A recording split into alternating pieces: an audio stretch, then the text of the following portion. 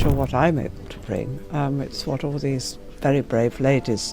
Inside the palace's most carefully guarded walls, a quiet decision has reportedly detonated one of the most uncomfortable royal tensions in years. The whispers began slowly at first, slipping through the corridors of Buckingham Palace like a rumor no one dared repeat out loud. But within days, the story hardened into something far more explosive. According to insiders close to the planning of Prince William's next major royal milestone, Princess Anne has allegedly taken a step that stunned even seasoned palace staff. Camilla's name, Queen Camilla herself, was quietly removed from the final guest list for William's big day. Not delayed, not reconsidered, removed. And the way it happened, insiders say, was classic Anne. No dramatic confrontation, no raised voices echoing down marble hallways, no public spectacle, just a single decision delivered with the kind of calm authority that has defined her entire life inside the monarchy. A quiet adjustment to the guest list, finalized late in a closed meeting where several names were confirmed, several others refined, and one name in particular vanished.